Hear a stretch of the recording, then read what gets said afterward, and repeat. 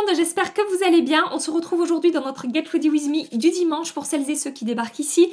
Tous les dimanches, je teste avec vous à la caméra des nouveautés maquillage. Donc aujourd'hui, nous allons parler de ce que je porte actuellement sur les yeux. La Love Palette de chez Natasha Denona qui vient tout juste d'arriver. J'ai également des produits Sephora Collection à vous présenter. Une nouveauté de chez NARS qui vient tout juste de débarquer. Et d'autres produits aussi à petit prix. On en a pour tous les budgets dans cette vidéo. Avant de passer à l'application du make-up, comme toujours, si vous êtes tout nouveau, pensez à vous abonner pour ne rien manquer des vidéos tous les jeudis soirs et les dimanches matins. Si vous aimez le maquillage, vous êtes bien tombé. Pensez à liker cette vidéo avant de partir et à me partager votre avis sur les produits que je vais vous présenter aujourd'hui, si vous les avez testés ou si vous ne les avez pas testés. Je vous attends pour papoter un petit peu dans les commentaires. Et je passe tout de suite à l'application du make-up. On commence ce Get Ready With Me avec cette chose-là. C'est la nouvelle palette de chez Natasha Denona, la Love Palette que j'ai reçue hier dans ma boîte aux lettres. Je ne sais pas si vous vous souvenez, dans une de mes dernières vidéos, je vous disais je sais pas trop, j'hésite, on va voir. Dans la minute où cette palette a été mise en ligne, je l'ai mise dans mon panier, je l'ai commandée.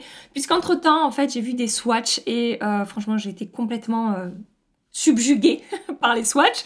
Et puis, j'ai eu beaucoup de demandes de votre part, donc nous voilà ensemble ici et on va tester ça aujourd'hui à la caméra. Donc cette palette est vendue au prix de 69 € sur le site de Sephora. Les codes promo passent sur la marque Natasha Denona, donc vous pouvez l'avoir un petit peu moins cher. Il y a 15 fards à paupières là-dedans avec un grammage à peu près de 1,2 g par fard. Donc on est sur le même format que la Sunrise palette. On va avoir différentes textures dans cette palette, donc les mats classiques comme celui-ci qui sont d'excellente qualité. Je vais vous montrer les swatchs. On a cette texture là, en fait ces deux là, qui sont d'une texture propre à Natasha Denona entre la crème et la poudre. Ces fards sont vraiment très particuliers, très beaux et très faciles à travailler. J'aime énormément cette texture chez Natasha Denona. On a des lumineux métallisés comme ce gris ici qui est vraiment magnifique. On va avoir des fards scintillants duochrome comme par exemple celui-ci. On va avoir des fards lumineux entre le métallisé et le scintillant comme par exemple, que je vous dise pas de bêtises, celui-ci qui est ici. Voilà, je vais vous montrer les swatchs tout de suite. Voilà pour l'harmonie des teintes de cette palette. On a du chaud, on a du froid. Vous êtes en train de vous dire, mais pourquoi elle a plus de swatchs sur sa main que le nombre de fards dans la palette? Laissez-moi vous expliquer. En fait, j'avais démaquillé ma main juste avant de faire les swatchs et vous voyez, ça a fait des marques sur les swatchs, chose que je n'ai absolument pas remarqué hier en la swatchant pour la première fois. Donc, j'ai refait les swatchs, les 3 swatchs ici pour que vous puissiez voir qu'en fait, il n'y a pas du tout de marque quand on les swatch. En un passage, j'obtiens cette intensité-là. Alors, je n'ai pas encore testé sur les yeux, je vais tester avec vous aujourd'hui. Mais déjà au swatch, je peux vous dire que je ne retrouve pas les mêmes textures qui m'ont un petit peu déçue dans la métropolis. Même si certains lumineux, ceux qui sont un petit peu scintillants, vont être un petit peu plus poudreux, par exemple, que le métallisé ici, c'est pas pareil. Je trouve que c'est moins sec, je trouve que c'est un petit peu moins volatile et qu'il y a plus de lumière et plus d'intensité dans les fards voilà, que je retrouve dans la Love Palette. Donc je suis vraiment super contente. J'avais un petit peu peur de retrouver les textures qui m'ont déçue, mais en fait pas du tout. Au niveau du packaging, vous avez un grand miroir dans cette palette ici, donc ça c'est vraiment cool. Et de l'autre côté, vous avez les petits trous pour pouvoir dépoter vos fards très facilement. Vous pouvez réorganiser votre palette, vous pouvez mélanger des fards avec la Sunrise, avec la Metropolis. Voilà, c'est un petit plus dans les palettes Natasha Denona, je trouve. Et je vais maintenant commencer les tests de cette palette. J'ai déjà appliqué ma base, j'ai déjà poudré ma base. Je commence avec cette teinte ici. Et je l'applique avec mon 227 de chez Zoeva dans mon creux de paupière. Vous pouvez déjà voir que la pigmentation, il n'y a absolument rien à dire sur ce fard. J'ai failli oublier les amis. Vous allez vous dire, mais Gabi, à chaque fois quoi. À chaque fois. Oui, à chaque fois, je sais. Et je dégrade cette teinte au-dessus de mon creux de paupière. Écoutez, là, voilà, aucune difficulté pour travailler ce fard. Je prends cette teinte ici. Et avec mon 231 de chez Zoeva, je le dépose au-dessus de la teinte que je viens d'appliquer pour apporter un effet un petit peu plus fondu et un petit peu plus dégradé. Je prends cette teinte ici. Et avec un autre 231 de chez Zoeva qui est propre, je vais commencer à intensifier mon coin externe. Et je vais l'étirer dans mon creux de paupière jusqu'au coin interne. Et j'applique également cette teinte dans mon coin interne. Jusque là, je n'ai eu vraiment aucune difficulté à travailler ces fards. Je continue, je vais prendre ce fard ici. Je vais essayer d'utiliser un maximum de teintes. Je ne vais pas pouvoir tout utiliser évidemment. Mais je continue avec cette teinte-là. Et avec mon 223 de chez Zoeva, je vais continuer à intensifier un petit peu mon coin externe en formant un V ici. Ces textures, là on est sur ces textures crème poudre. Elles sont... J'adore.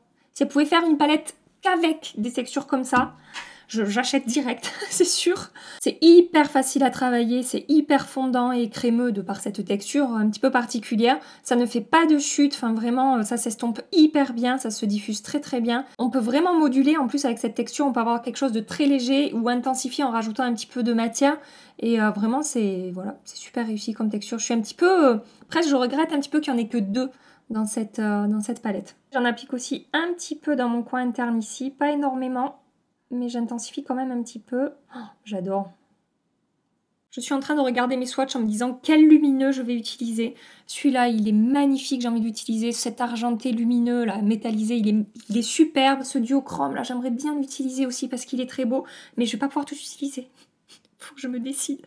C'est tellement dur. Je vais d'abord prendre cette teinte-là. Je vais vous refaire un swatch en direct, en fait, pour que vous puissiez vraiment bien voir la beauté de ce fard. Ouh, regardez, est-ce que c'est pas trop beau? Cette teinte, elle est magnifique. Donc je vais commencer par utiliser cette teinte-là. Oui, je m'extasie devant ma palette. Franchement, vraiment, je pensais pas qu'elle me plairait autant visuellement. Vraiment, au début, j'étais non. J'ai nettoyé mon 223 de chez Zoeva et je vais venir poser ça par-dessus. Au pinceau, ça se passe très bien. Je l'applique aussi dans mon coin interne. Oui, je sais, je l'applique par-dessus le violet foncé que j'ai appliqué, mais écoutez, au moins, ça me permet de voir comment les fards se comportent. Et puis, ça apporte un côté un petit peu plus foncé à cette teinte que je suis en train d'appliquer par-dessus. Donc, ça me va très très bien. Franchement, au pinceau, ça s'est très bien comporté. Bon, je pense qu'au doigt, ça se comporterait très bien aussi. Hein. Ça va faire ressortir un petit peu plus la lumière. Oui, en effet, elle est trop belle cette teinte. J'adore. Je vais d'abord tenter avec cette teinte-là parce que j'ai vraiment envie de voir ce qu'elle donne sur la paupière. Parce qu'au swatch, je la trouve vraiment très belle. Mais j'ai peur que ça fasse pas assez de contraste avec ce que j'ai appliqué en coin interne et en coin externe. Mais on est là pour tester, pour voir ça ensemble.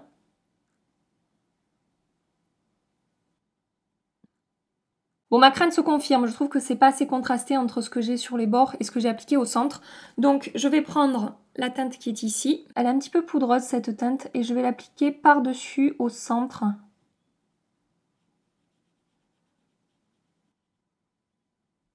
Ce que je vais faire de l'autre côté, c'est que je vais prendre directement cette teinte-là. Je l'applique au cœur, au centre de ma paupière mobile. Et ensuite avec cette teinte-là, je vais travailler un petit peu les bords.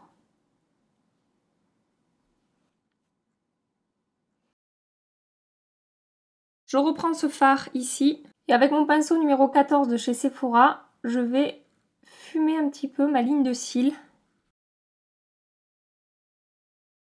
Et je vais maintenant enlever les chutes que j'ai et redéfinir un petit peu ici. J'ai appliqué mon mascara, je terminerai mon maquillage des yeux quand j'aurai fait mon teint. Par rapport aux fards que j'ai pu tester jusque-là, les mats, je n'ai rien à dire. Ils sont pigmentés, ils se travaillent très bien, ils ne font pas de démarcation, ils sont très faciles à estomper, très positifs. Cette texture-là, je pense que je vous ai assez dit que je la trouvais vraiment géniale. Le seul petit truc que je peux vous dire, c'est attention à ces fards un petit peu scintillants, lumineux, qui ne sont pas démétallisés comme le gris. Je vous dis, c'est pas tout à fait la même texture. Ça peut avoir tendance à faire des chutes. C'est la seule petite chose que je peux vous dire par rapport à ce que j'ai pu tester jusque-là, mais mis à part ça, franchement, tout s'est très bien passé et j'aime beaucoup le rendu que j'ai sur les yeux. Je passe maintenant au teint et je vais commencer par utiliser cette nouveauté-là de chez NARS qui vient tout juste d'arriver sur le site de Sephora. Il s'agit du Booster Éclat teinté que j'ai pris en teinte light. Alors c'est un produit qu'on peut utiliser de plein de manières différentes. C'est un produit qui va apporter de la lumière et de l'éclat à la peau, qui va lisser un petit peu la peau et les imperfections et qui va prolonger la tenue du maquillage pendant 16 heures. Donc au niveau des promesses, ça a l'air plutôt sympa. On peut l'appliquer seul quand on n'applique pas de fond de teint. Ça va, je pense, sublimer un petit peu la peau et apporter de l'éclat.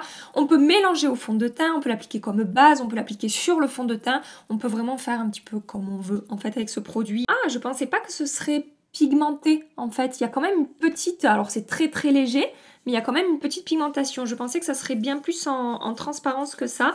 Je pense que ça va unifier le teint et apporter... Ouh, ça a l'air sympa ça. Pour celles et ceux qui sont sensibles aux odeurs, sachez qu'il y a une odeur un petit peu chimique. Ça n'est pas parfumé, mais du coup... on sent les ingrédients. Je me lance donc, je vais appliquer ça sur tout mon visage. Même si j'ai la peau mixte, écoutez, on va voir ce que ça donne. Donc, j'applique ça au doigt, tout simplement. La texture est assez fine. Enfin, c'est, comment dire, ça se fond tout de suite à la peau, en fait. C'est pas trop épais.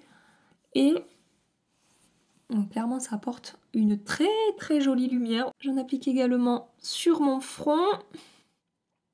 Effectivement, ça m'a apporté de la lumière et de l'éclat sur la peau. Ça a effectivement lissé mes pores aussi. Je trouve que mes pores sont beaucoup moins apparents qu'avant que j'applique cette base. Donc ça, c'est vraiment positif.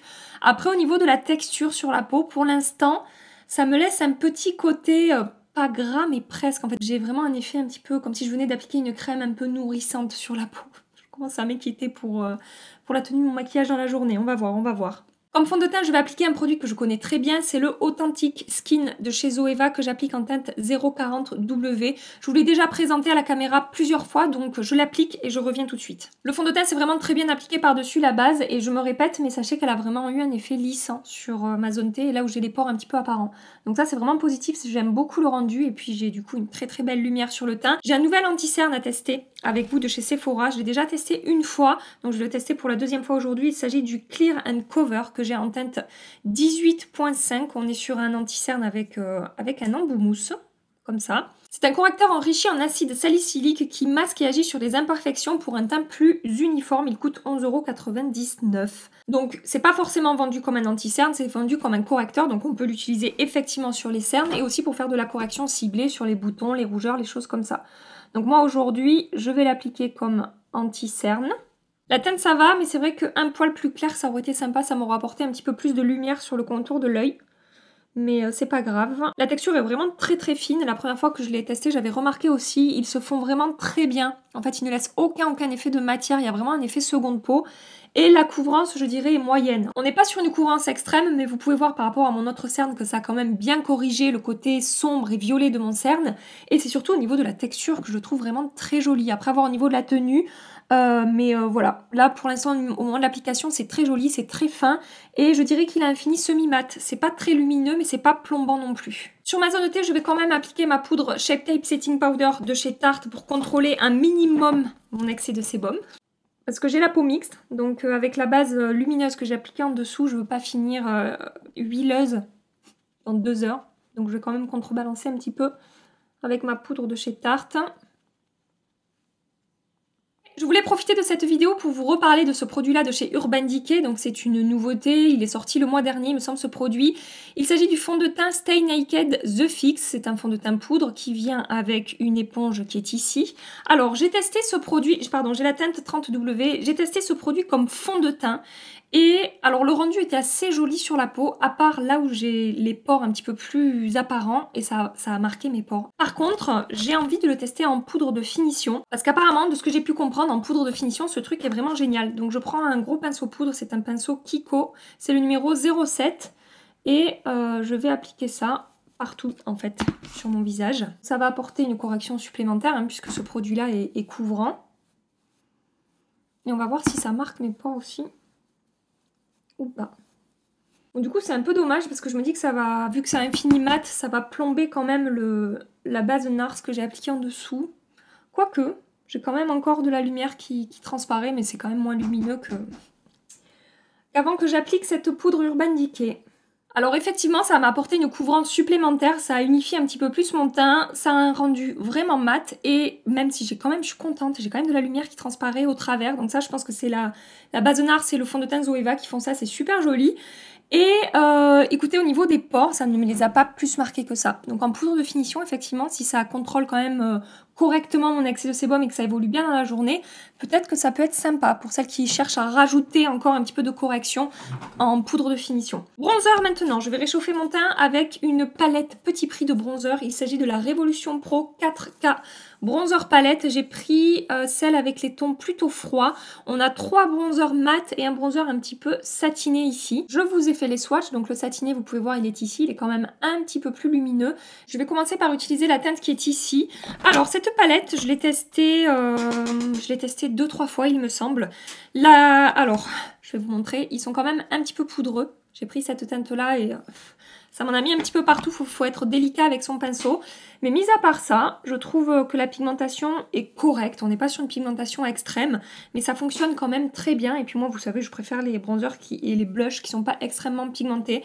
Je trouve ça plus agréable à travailler en fait. Mais sinon, le bronzer se travaille vraiment très bien. Il ne fait aucune démarcation. Ils se font très bien à la peau. Pour une palette de bronzer petit prix, je trouve que ça se défend plutôt bien. Alors je suis désolée, je n'ai plus le prix en tête, mais il vous suffit de cliquer dans le lien qui est dans la barre d'infos et vous aurez le prix qui s'affiche sur le site internet où j'ai acheté ce produit. Voilà.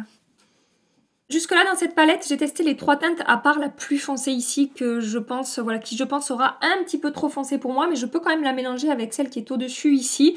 Mais pour les 3 autres teintes, ça s'est très bien passé. Donc pour une palette petit prix, je la trouve vraiment pas mal, contrairement à la palette d'highlighter de la même gamme. Franchement, j'ai du mal à être convaincue par ces highlighters là, mais les bronzers, jusque là j'en suis très contente. En highlighter, j'ai 2 choses à vous montrer aujourd'hui. Tout d'abord, cet highlighter là de chez Sephora Collection. Il s'agit de la poudre illuminatrice visage que j'ai en teinte délicate glow que je vais appliquer d'un côté. Je vous ai fait le swatch de l'highlighter Sephora, franchement il se défend plutôt bien. Après au niveau de la texture, comme je vous ai dit la première fois que je vous l'ai présenté, je ne trouve pas que ça soit la texture la plus fondante que je connaisse en termes d'highlighter, mais voilà, la lumière est quand même assez jolie. Je vais appliquer ça de ce côté-là. Donc vous pouvez voir que la lumière qui apparaît est vraiment très jolie. Et malgré cette texture que je trouve un tout petit peu sèche au swatch, finalement après quand je l'applique, le rendu est vraiment très joli. Il n'y a pas d'effet de matière, ça n'amplifie pas la texture de ma peau et ça se comporte vraiment bien. Je l'ai testé 2-3 fois jusque là et à chaque fois je suis surprise de voir que finalement sur la peau appliquée comme ça au pinceau, le rendu est plus joli qu'au swatch. Et de l'autre côté, je vais vous montrer cette palette là en action de chez Jaclyn Cosmetics que j'ai acheté sur le site de morphe.fr. Tous les liens seront dans la barre d'infos. Voilà, là on est sur une palette qui coûte beaucoup plus cher avec 4 enlumineurs poudre. Il existe 2 teintes différentes dans cette palette là. Moi j'ai pris la teinte The Flash. Je vous ai préparé les swatchs. Donc voilà les 4 teintes. La lumière est vraiment très belle. Pour le coup la texture au swatch est quand même plus fondante que l'highlighter Sephora que je vous ai présenté juste avant. On peut soit appliquer ces teintes seules, soit les mélanger pour obtenir la teinte qu'on veut. Et moi aujourd'hui je vais appliquer cette teinte là de l'autre côté du coup. Donc là, on est sur quelque chose de vraiment très intense. Si vous avez des imperfections, de la texture de peau sur cette zone-là, je ne vous conseille pas d'acheter cette... Oh là là, c'est dingue! C'est dingue. Bon, j'en ai mis beaucoup, je crois. Voilà, si vous aimez les highlighters plutôt subtils et naturels, vous pouvez vous tourner vers le Sephora. Si vous aimez les highlighters très intenses, vous pouvez regarder cette palette Jaclyn Hill. Non mais là, c'est n'importe quoi. Ça ressemble à rien. J'en ai trop mis. Je me suis fait avoir. Me voilà rassurée, j'ai réussi à bien estomper avec mon éponge le rendu de cet highlighter et franchement c'est pas mal du tout, ça s'est très bien fondu à la peau, encore plus en ayant passé l'éponge par-dessus évidemment. Et je n'ai aucun effet de matière et ça m'apporte un petit peu cet effet glass skin. Vous voyez ce que je veux dire? Un petit peu, ça m'apporte un effet peau mouillée en fait, qui est vraiment très sympa. Mais comme je vous dis, si vous n'aimez pas les highlighters trop intenses, surtout ne vous tournez pas vers ce produit-là. Comme blush aujourd'hui, je vais réutiliser à la caméra avec vous ce blush-là de chez Dior. Il s'agit du Dior Backstage Rosy Glow. Je pense que ça ira très bien avec ce que j'ai appliqué sur mes yeux aujourd'hui. J'ai eu pas mal de retours très positifs de votre part par rapport à ce blush où vous me disiez merci Gabi parce qu'on ne l'aurait jamais acheté en voyant la teinte comme ça et en fait il est super joli. Il faisait d'ailleurs partie de ma sélection de mes favoris du mois de janvier, hein. Si vous ne l'avez pas vu, cette vidéo je vous l'accroche ici. J'ai mis ce blush que je trouve vraiment super, qui s'adapte à la carnation de chacun et qui apporte tout de suite un côté un petit peu frais, un petit peu joue pincée comme je vous dis à chaque fois. Mais c'est vraiment le cas, je trouve pas de meilleure description pour ce blush. Il est vraiment très joli.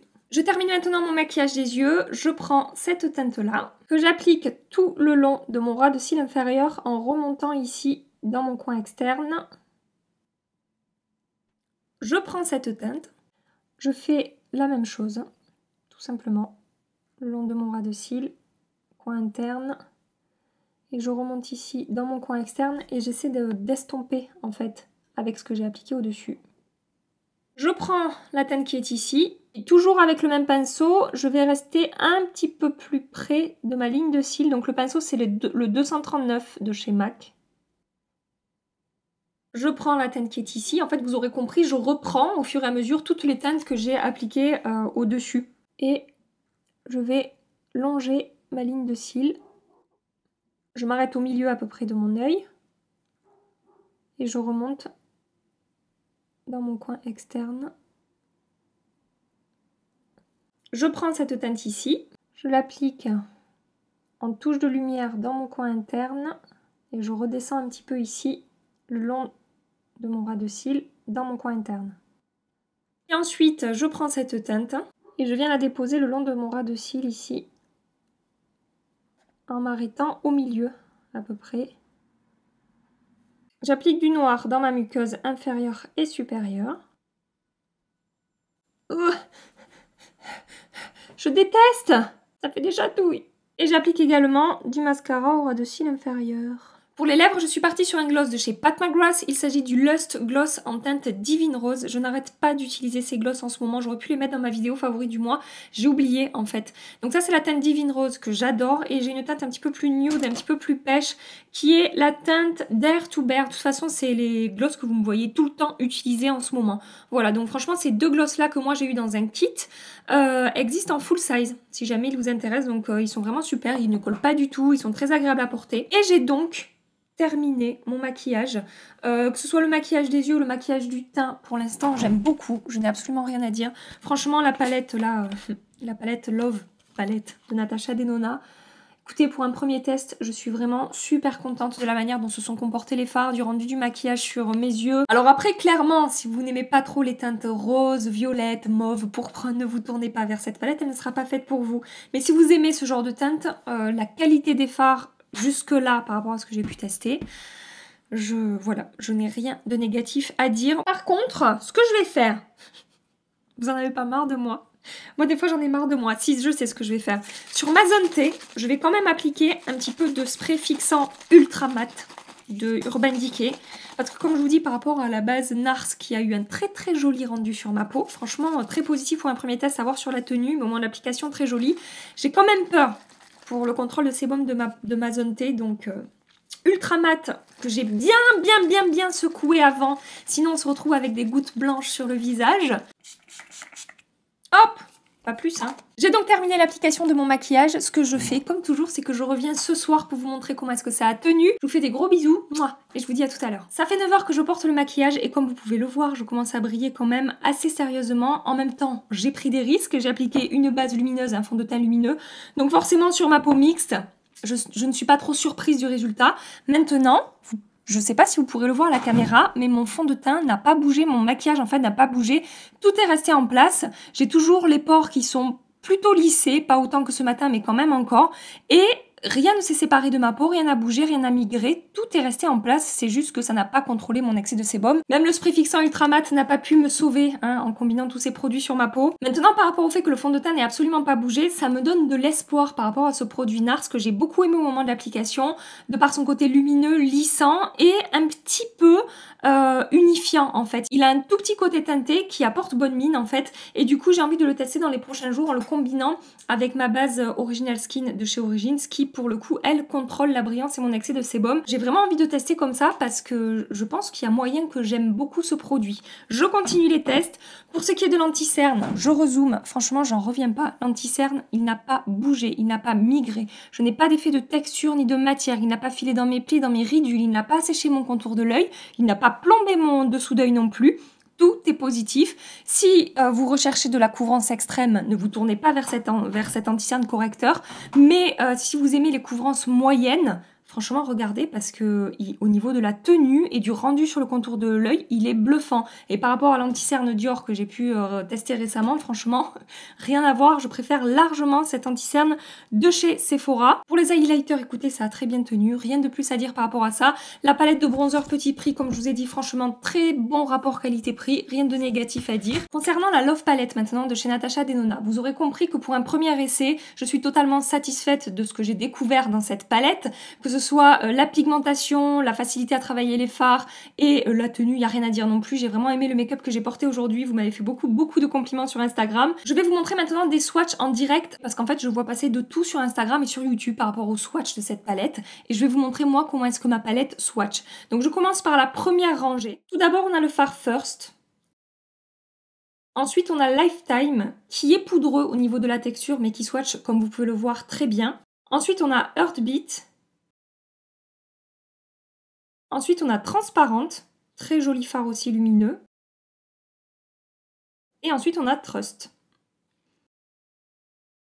Pour la deuxième rangée, tout d'abord, on a la teinte Hurt. Ensuite, on a la teinte Giving. Donc c'est pareil, on est sur un côté un petit peu poudreux, mais franchement, je trouve ce fard vraiment très joli.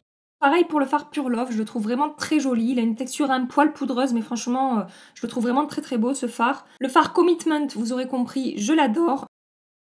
Le fard Blind, il est magnifique, je le trouve vraiment très très beau. Je ne l'ai pas encore porté sur les yeux, mais au swatch, il est dingue. Et ensuite, troisième rangée, nous avons la teinte Soul. Ensuite, Passion, j'adore cette teinte, je la trouve magnifique. Ensuite, nous avons la teinte Intense. Valentine. Et la teinte Dream, alors c'est peut-être la teinte que je trouve la moins pigmentée de la palette. Après je ne l'ai pas encore testée sur les yeux, mais c'est vrai qu'à la pigmentation c'est peut-être celle qui ressort le moins dans toute la palette. N'hésitez pas à me faire évidemment un retour si vous avez testé cette palette, je vous attends dans les commentaires. J'espère que cette vidéo vous a plu. Si vous voulez rester encore un petit peu avec moi, n'hésitez pas à cliquer sur les 2 vidéos qui vont apparaître ici. Et en attendant ma prochaine vidéo, je vous fais des milliards de bisous. Mouah. Prenez soin de vous et à très bientôt. Bye bye.